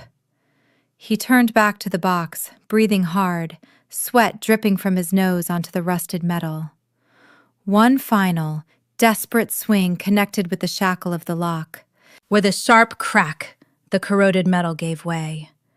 The lock shattered, falling onto the marble counter in pieces. Preston dropped the hammer. His hands were shaking so badly he could barely grip the lid. He looked up at the ceiling, letting out a breathless, hysterical laugh. $50 million, he muttered.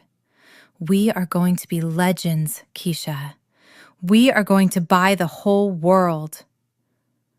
He gripped the cold, sharp edges of the lid. The hinges screamed in protest, a high-pitched shriek of metal grinding against rust. Slowly, agonizingly, he levered the box open. He leaned over, blocking the view from the women, his face illuminated by the under-cabinet lighting. He expected to see the yellowed parchment of a 1920s land deed. He expected to see geological maps. He expected to see his salvation. He stared into the box. For 10 seconds, he did not move. He did not breathe. The manic grin froze on his face, then slowly, terrifyingly, began to curdle into a mask of absolute confusion. He blinked, once, twice, as if trying to force his brain to process the visual input. The box was not empty, but it did not contain land rights. It contained something far more personal and far more deadly. Preston reached into the rusted interior of the box, his fingers brushing against a heavy, waterproof plastic bag. He pulled it out, the plastic crinkling loudly in the silent kitchen. It was not a scroll or a map. It was a single, legal-sized envelope. He ripped the plastic open with his teeth, spitting out a piece of the seal, and snatched the document inside. He unfolded the paper, his eyes scanning the header. He froze. The blood drained from his face so fast he looked like a corpse standing upright. It was not a deed. It was a certificate of death. Vernice peered over his shoulder and let out a strangled gasp. It was the original forgery. The document she and her late husband had filed 26 years ago. Nia Ward, date of death, May 14th, 1998. But that was not what made Preston's hands shake uncontrollably. It was a second document stapled to the back. It was a sworn affidavit dated 3 weeks before Preston and Nia's wedding. It was a legal acknowledgement of the fraud, stating that the undersigned was aware of the false identity and agreed to keep the secret in exchange for 50% of all future family assets. The signature at the bottom was bold, arrogant, and undeniable. Preston Vance. Vernice stepped back, her hand covering her mouth. "You knew," she whispered, her voice barely audible. "You knew before you even married her. You did not marry her for love. You married her because you knew she was a ghost. You knew you could rob her blind and she could never go to the police. You have been blackmailing us this whole time." Preston crumbled the paper in his fist. "Shut up!" he screamed, but his voice lacked its usual power. He looked back into the box. There was one more item. An old, battery-operated dictaphone, the kind my father used to use for his sermons. Preston's thumb hovered over the play button. He didn't want to press it, but he had to know. He clicked play. The tape hissed for a moment, the sound of the past coming back to haunt the present. Then, my father's voice filled the luxury kitchen, tinny but unmistakable. "If you are listening to this, then Preston has finally made his move," Thomas Ward's voice said. "I am recording this as insurance. We committed a sin, Vernice and I. We killed our daughter on paper to save ourselves from bankruptcy. But we made a deal with the devil. Preston found out. He threatened to turn us in unless we gave him the company, the house, everything. He is not our savior, Vernice. He is our captor. I am burying this proof because I am a coward, but maybe, just maybe, Nia will find it, and if she does, God forgive us." The tape clicked off. The silence in the kitchen was heavy, suffocating. Preston stared at the recorder, his chest heaving. He had come looking for a fortune. Instead, he had dug up a confession. He had dug up the proof of his own extortion racket, and he had done it all while standing in the middle of a trap I had designed specifically for him. Keisha, who had been shivering in the corner, stood up slowly. She looked from the death certificate to the tape recorder, and then at the man she was supposed to marry. The realization hit her like a physical blow. He did not love her. He did not love the family. He had been holding a gun to their heads for 5 years, and now the police were not just coming for a fraud investigation. They were coming for a conspiracy. Preston looked at the clock. 1 hour left on the offer. He looked at the damning evidence on the counter. He grabbed the lighter from the counter drawer. "Burn it," he hissed, his eyes wild. "We burn it all, right now." But as he sparked the flame, the red and blue lights of sirens washed over the kitchen window, painting his terrified face in the colors of the law. The flame in Preston's hand flickered and died, extinguished not by the wind, but by the sheer, crushing weight of the situation. The kitchen was no longer a sanctuary. It was a fishbowl pulsating with the strobe light panic of red and blue police sirens. A voice, amplified by a military-grade megaphone, shook the glass of the French doors. Federal agents. "Come out with your hands above your heads! Do it now!"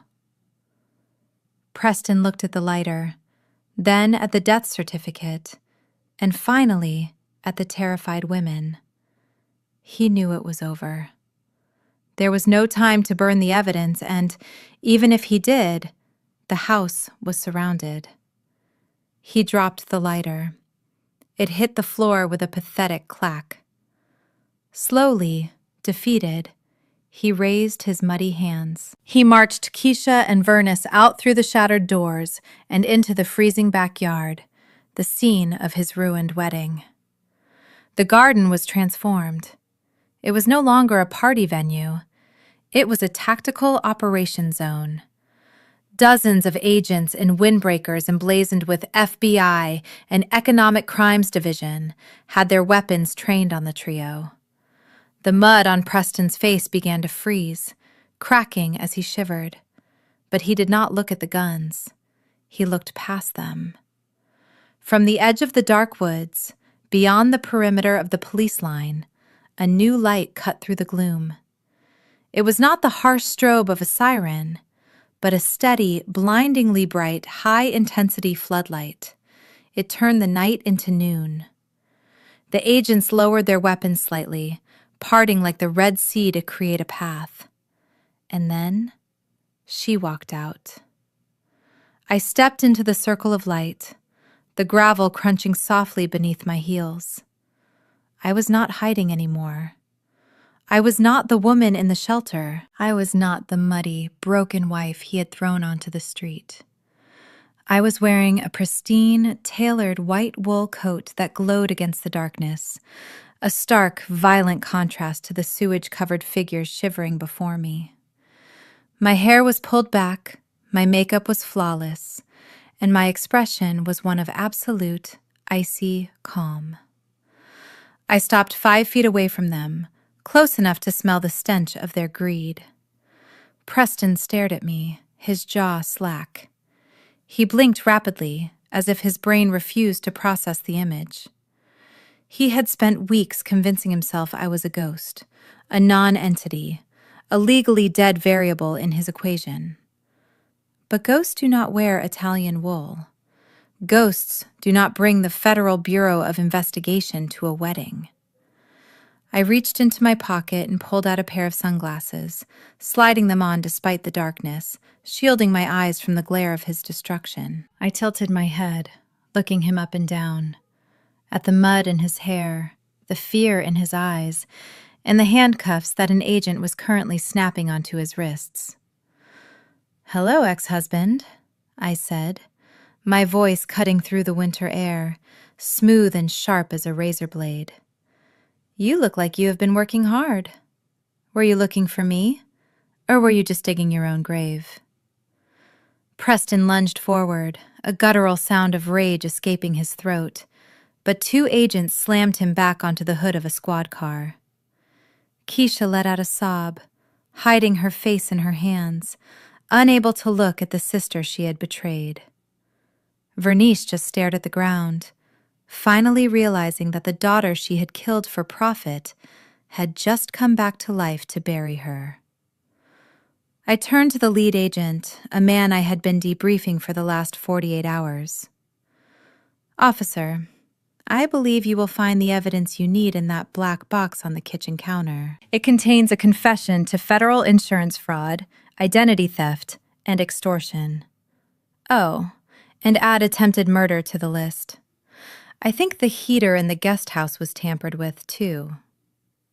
I looked back at Preston one last time. He was screaming now, shouting about his rights, about his money, about the deal. But nobody was listening. The ghost had spoken. And now, the ghost was the only one walking away clean. The arrest should have been routine, but a desperate animal is never predictable. As the agents pressed Preston against the cold metal of the squad car, the air shifted. It happened in a blur, yet my mind processed it frame by agonizing frame, slowing the world down to a crawl. Preston let out a feral roar, twisting his body with a strength fueled by pure adrenaline. He didn't break the handcuffs. He hadn't been fully secured yet.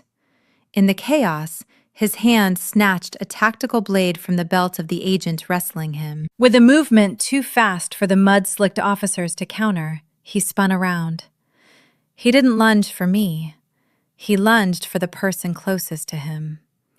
He grabbed Keisha by her hair, yanking her violently off the ground.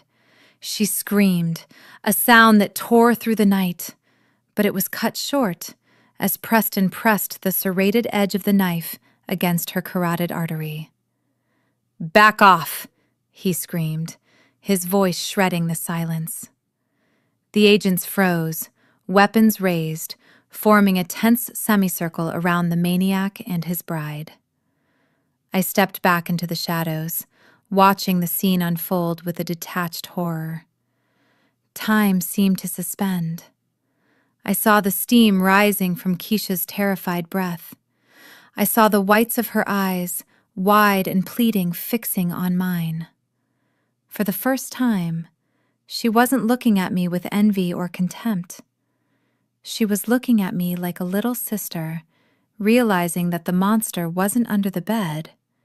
He was holding her by the throat. "I am walking out of here," Preston spat, saliva flying from his mouth. "I am taking the car. I am taking the girl. If anyone follows me, I will paint this garden red. Do you hear me?" He began to drag Keisha backward toward the open driver's side door. Her feet scrambled uselessly in the sludge, her expensive dress ruined, her dreams of royalty reduced to being a human shield. Vernice let out a low moan from the ground, reaching a trembling hand toward them, but she was powerless. Preston was not bluffing. He had the eyes of a man who saw his own coffin and decided to fill it with company. But he had forgotten one variable. The Federal Bureau of Investigation does not negotiate with domestic terrorists in a backyard. I saw it before he did. A tiny crimson dot appeared on Preston's left shoulder, dancing slightly on the fabric of his ruined suit. He was too busy screaming at the lead agent to notice the laser sight of the sniper positioned on the roof of the guest house. "Drop the weapon," the lead agent commanded, his voice calm and final. Preston tightened his grip, drawing a thin line of blood on Keisha's neck. I said back, "Crack!" The sound was dry and sharp, like a tree branch snapping in a storm. The impact was visceral. Preston's shoulder disintegrated in a spray of red mist. The force of the bullet spun him around like a rag doll. The knife flew from his hand, landing harmlessly in the snow. He didn't scream immediately. He just looked at the empty air where his arm had been, his brain unable to comprehend the violence, before his knees buckled and he collapsed into the mud.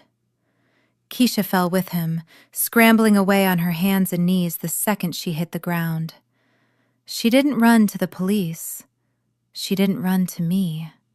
She crawled through the freezing slush toward her mother, burying her face in Vernice's lap, sobbing with the hysterical, broken sounds of a child who has seen the world end. The agents swarmed Preston, pinning him down as he finally began to howl in pain. But the war was over. The king was fallen, and his queen was nothing more than a terrified girl crying in the dirt. The interrogation room was a box of sterile, gray silence, smelling of rubbing alcohol and stale coffee. Preston Vance sat handcuffed to the steel table, his expensive suit replaced by a paper medical gown that rustled every time he shifted. His left shoulder was heavily bandaged, a thick pad of gauze covering the sniper's work, but the pain in his eyes was not physical. It was the terrified calculation of a man realizing his life was over. Detective Miller sat across from him, looking bored, flipping through a thick file. He did not need to use intimidation tactics. The bullet hole in Preston's shoulder and the 20 federal agents outside had already done the work. "You are looking at life, Preston," Miller said, not even looking up. "Kidnapping, assault with a deadly weapon, attempted murder of a federal witness. And that is before the IRS gets started on your books. Unless you have something to trade, I suggest you get comfortable." Preston leaned forward, wincing as the movement pulled at his stitches. The arrogance that had defined him for years was gone, replaced by a desperate, rat-like survival instinct.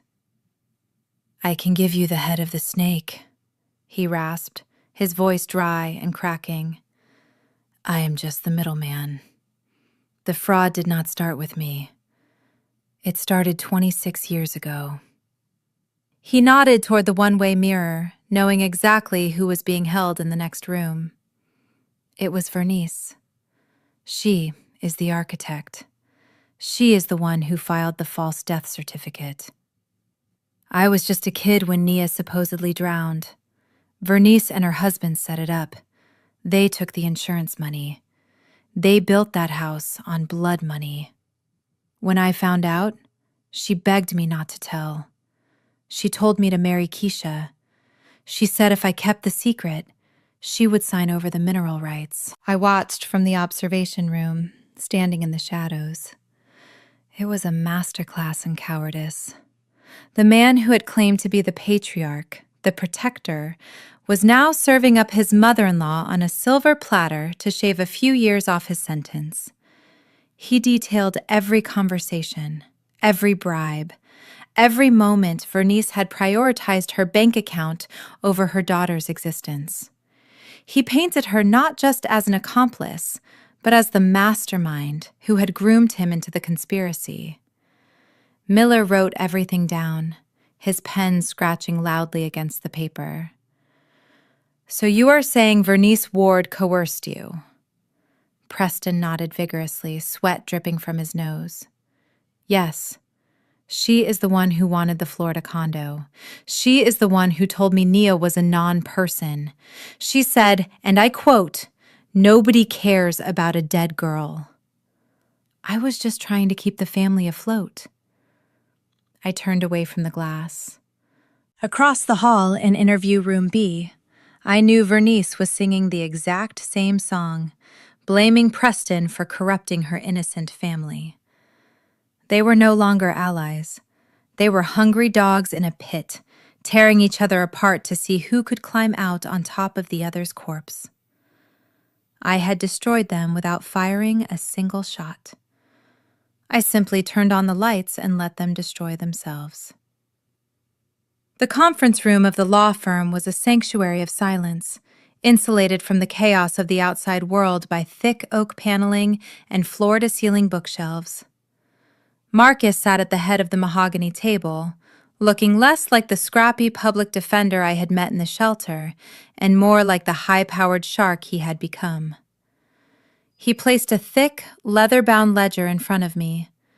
The cover was embossed with the seal of a bank that had ceased to exist in the 90s, having been acquired and merged into a financial titan. Your parents were greedy, Nia, Marcus said, opening the ledger with a deliberate slowness.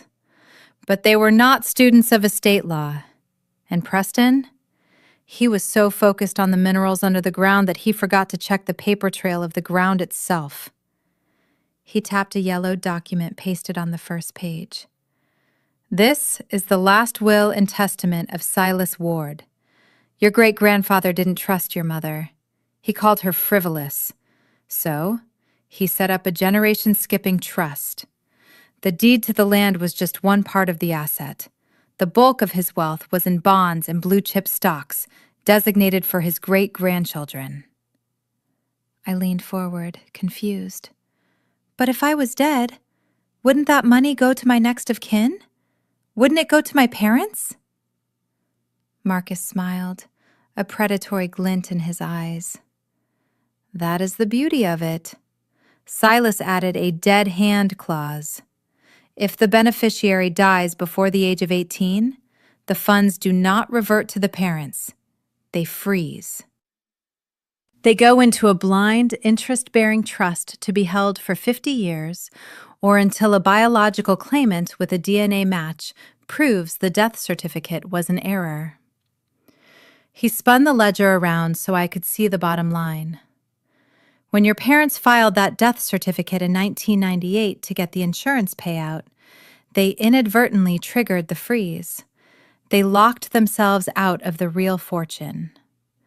For 26 years, while you were living on a fake ID and Preston was scrambling for loans, this money was sitting in a dark account, untouched by taxes, fees, or withdrawals. He pointed to the number in the bottom right corner. It was a string of digits that made my head spin.